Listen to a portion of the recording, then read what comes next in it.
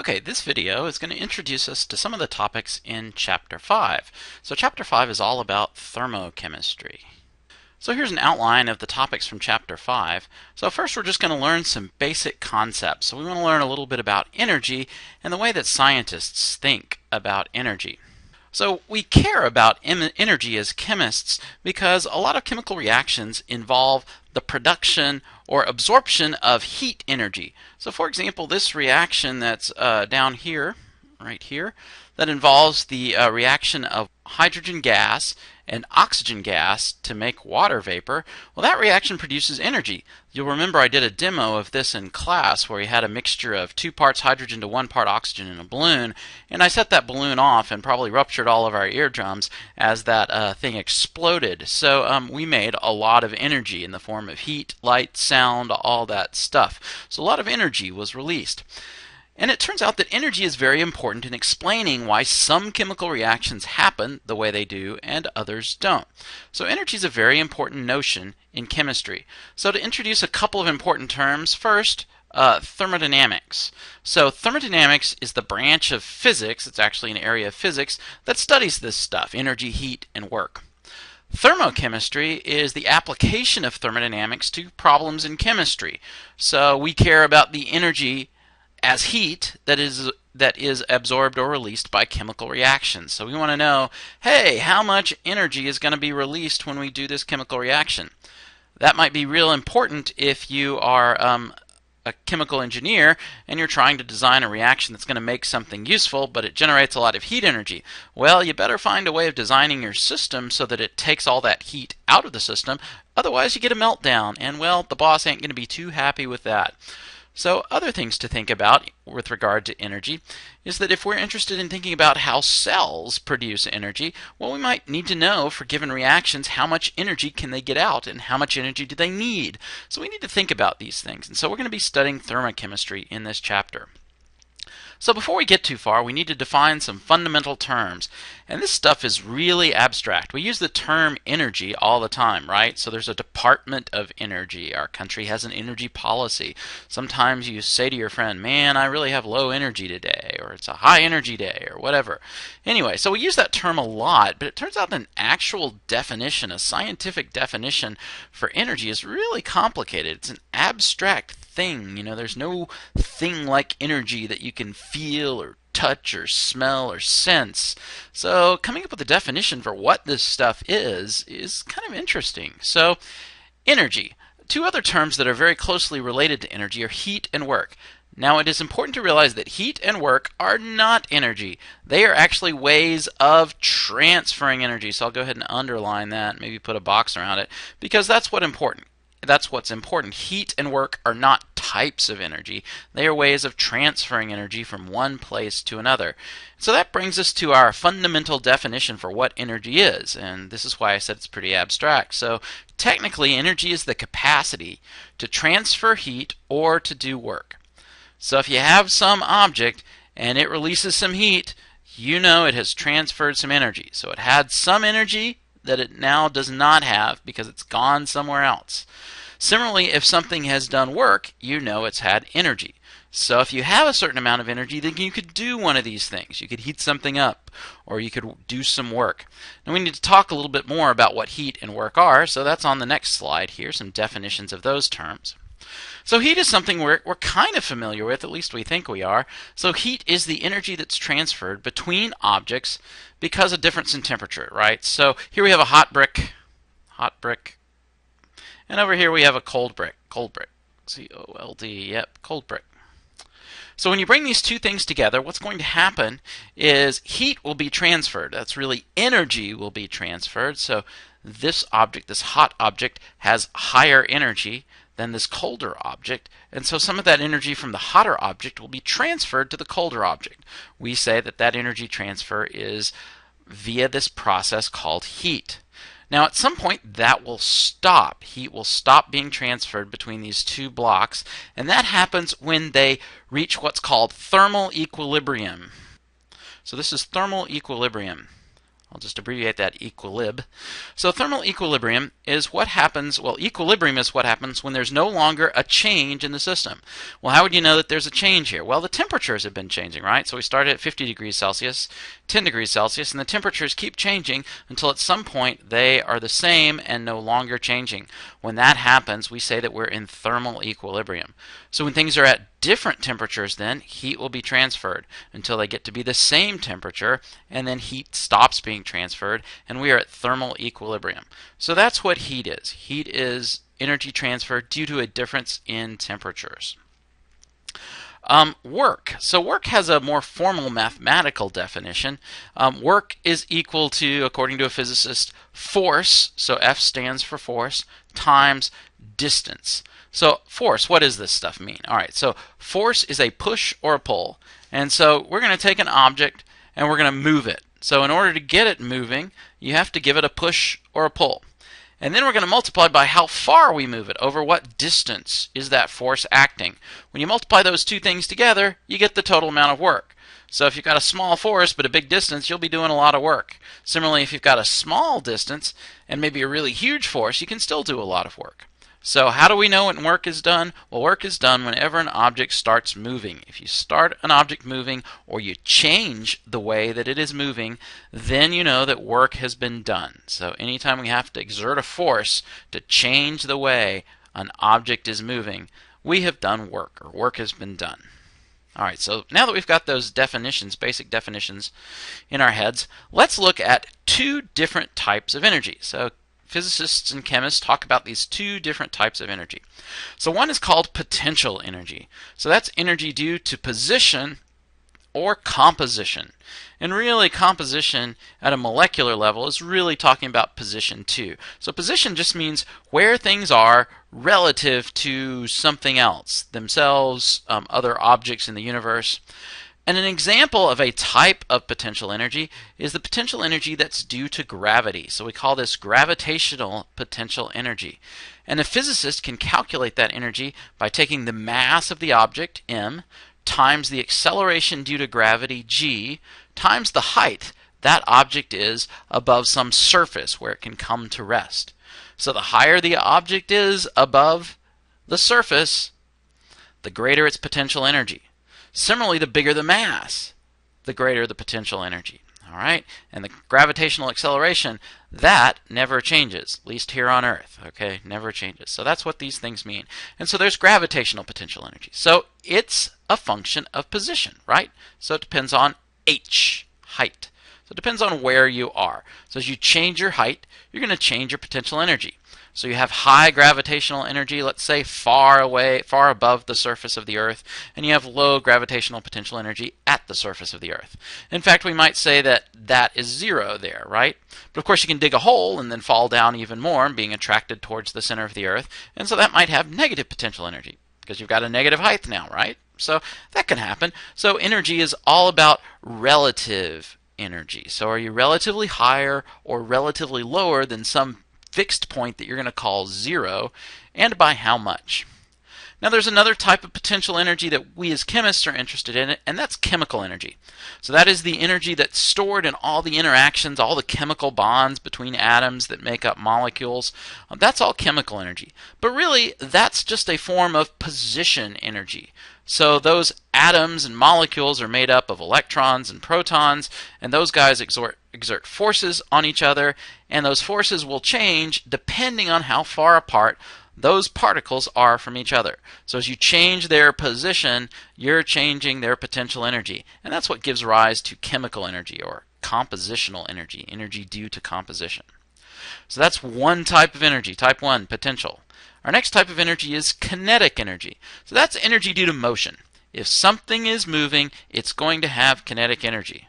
So if we've just got like a tennis ball or a ping pong ball flying through the air, then we can use this formula to actually calculate what its kinetic energy is. So kinetic energy is 1/2 times the mass of the object times its speed squared. So U is then our symbol for speed. Sometimes you'll see this written as 1/2 mv squared, where v stands for velocity. But velocity has what we call magnitude and direction, so you're moving in a particular direction, whereas speed is just looking at how fast you're going without considering which direction that happens to be in. So kinetic energy 1/2 mu squared. So that's the energy of motion due to flying around through space. Now there are other kinds of energy of motion. So if you have a big lumpy object like this one, I'll just draw sort of a donut shape. It's a little bacterium or something. Well, this guy could be spinning around, right? So spinning around, tumbling head over heels. So this bacterium could be doing somersaults for us. Well, that would be rotational motion, right? So it doesn't really have any speed. It's not moving in any particular direction. It's just sitting here. But this kind of motion, rotational motion, will have rotational kinetic energy. Similarly, we could imagine two objects connected by a spring. So there's my picture, crude picture of a spring. And there's another object. And so imagine that these objects connected by the spring are bouncing back and forth. So they're not flying through space, but they are moving back and forth. We would call that vibrational kinetic energy. So it's still an energy of vibration. This energy, it turns out, also has potential energy associated with it. So as we move this particle relative to this particle, there's energy stored in that spring because it's going to try to pull those guys back. So that's energy due to position, where they are relative to each other. But they can also be moving, so that's vibrational kinetic energy. Okay, so now we know the two types of energy. There's potential energy and there is kinetic energy. There's a really important property of energy, and that's that energy is what we call a state function. So I'll just circle that word because that's the important bit. So a state function.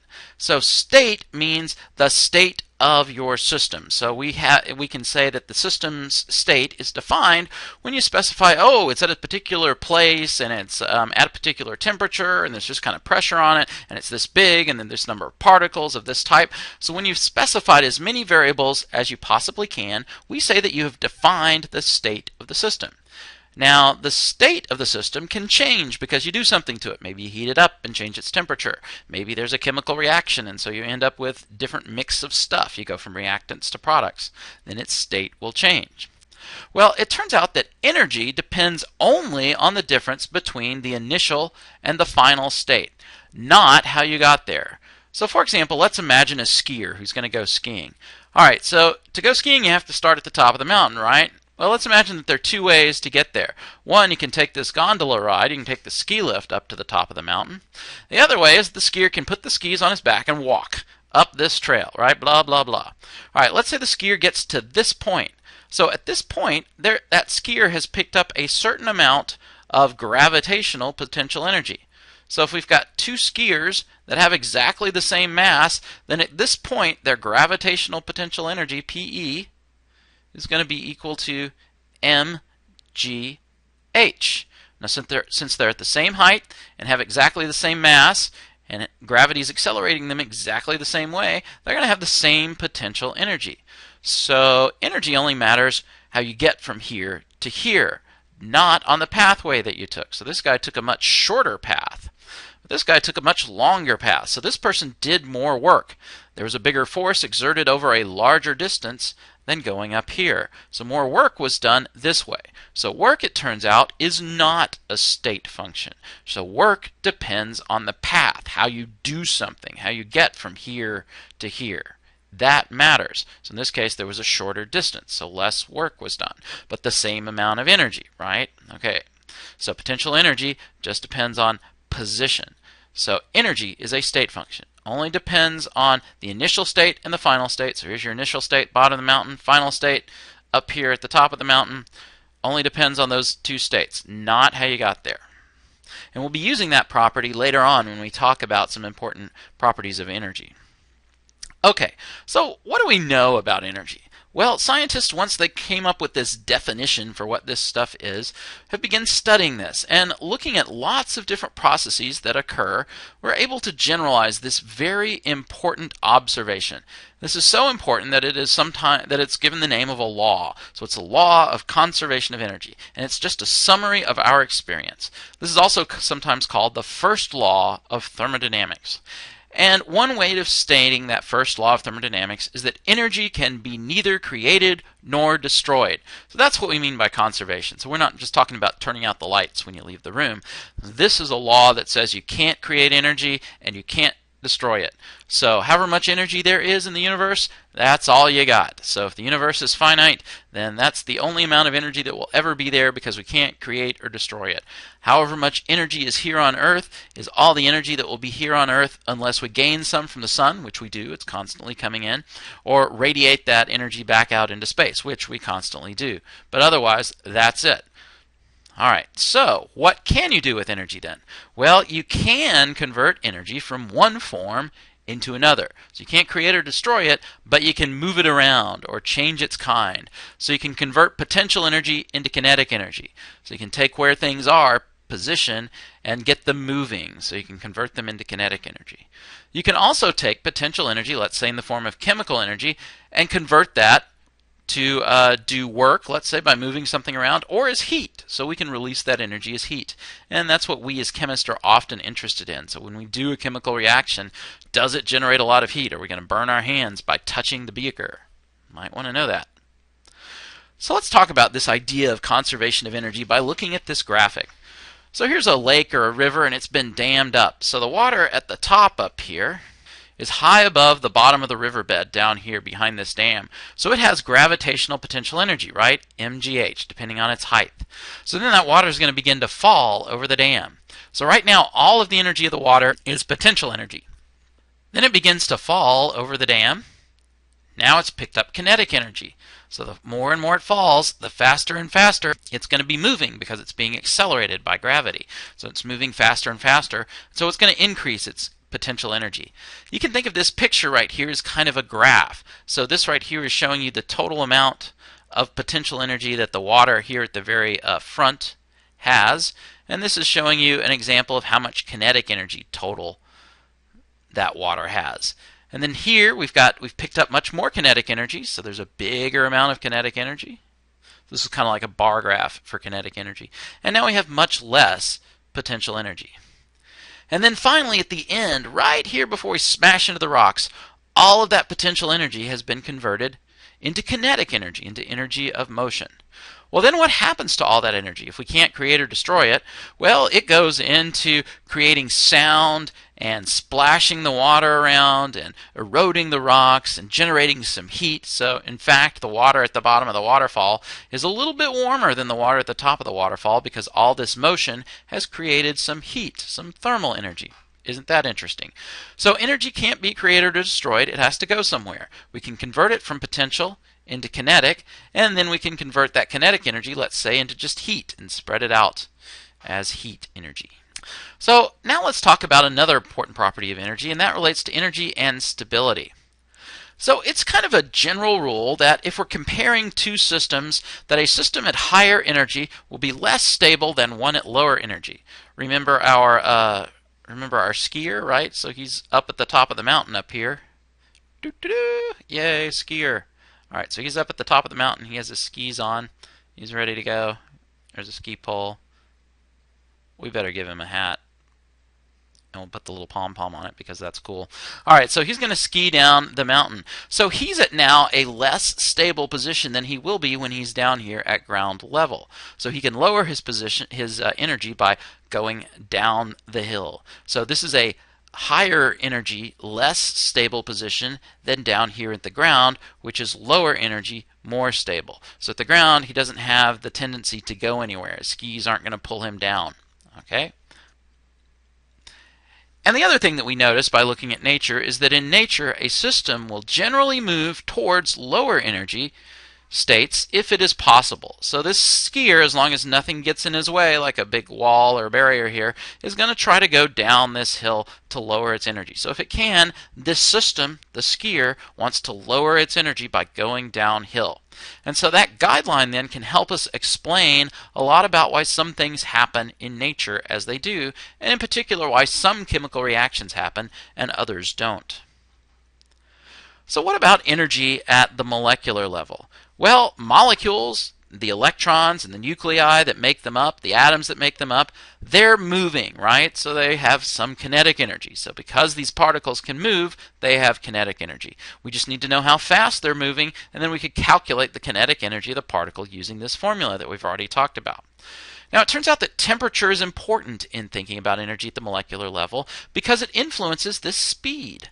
So it turns out that as you increase the temperature and make things hotter, things start moving faster. So molecular motion increases. And if things are moving faster, what does that mean? That means kinetic energy increases. So there's this direct connection between the temperature of a substance and the average kinetic energy of its particles. There is also potential energy at the molecular level. So one thing that we know is that particles, opposite charges, attract each other, and like charges repel each other. So if we bring a negative charge here up next to a positive charge, plus likes minus, and they begin to attract each other.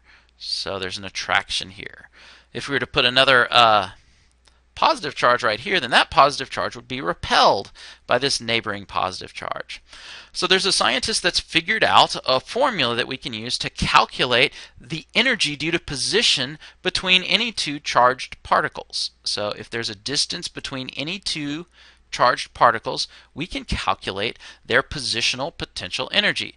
And this relationship right here says EL, which is called the electrostatic potential energy, is proportional to, that's what this little symbol means. So technically we would need some sort of proportionality constant here. So I could have made this equals and some constant k and the rest of this formula, and then we would have to go out to nature and do some experiments to figure out what this universal proportionality constant k might be.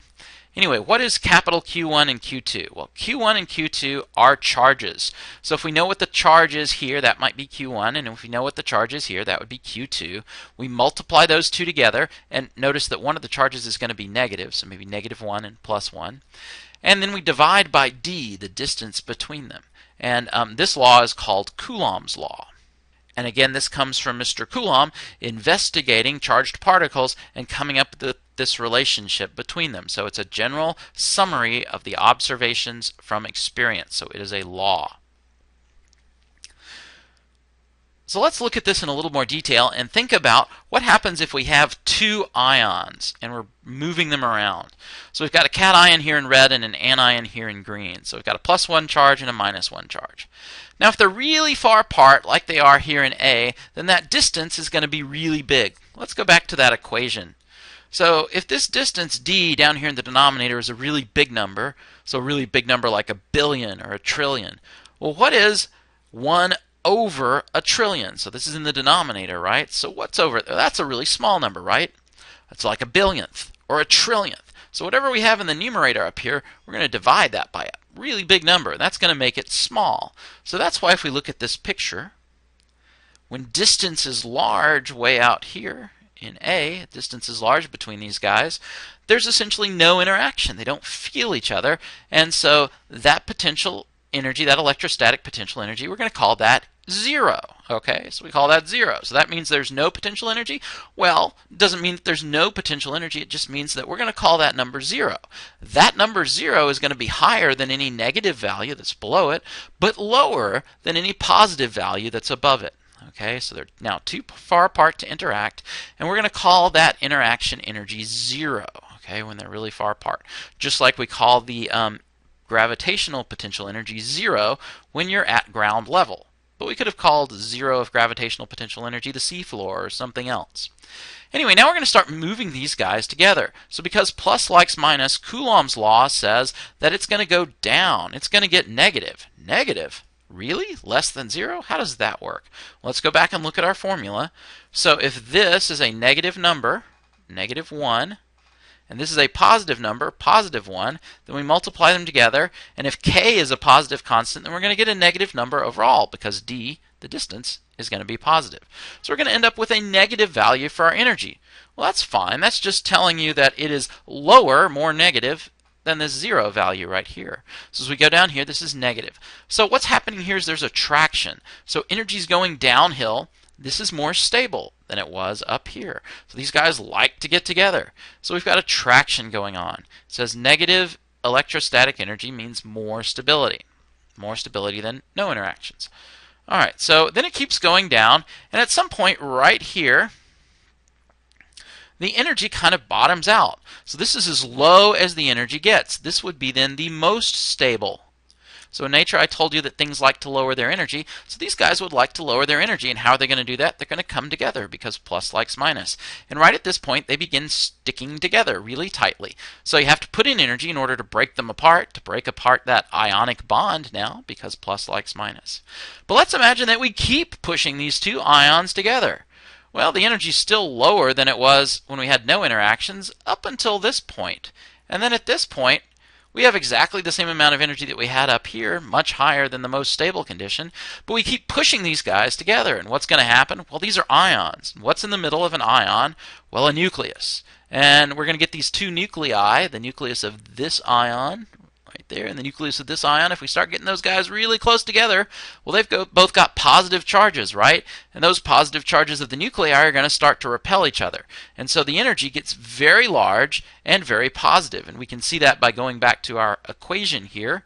So now we're looking at the electrostatic interactions between the two nuclei. So we've got a plus here and a plus here. That's going to make the whole energy positive. And so then we get what we call repulsion. So these guys are going to start to repel each other. So over here on this side we have repulsion, over here on this side we have attraction, and this is that optimum, most stable position, and that's what happens when we form an ionic bond. So we've got some stored chemical energy down here, right? So that energy has lowered its energy from up here. So we have broken those guys apart. It takes energy to do that. So that's how we can understand energy related to position at the atomic and molecular level.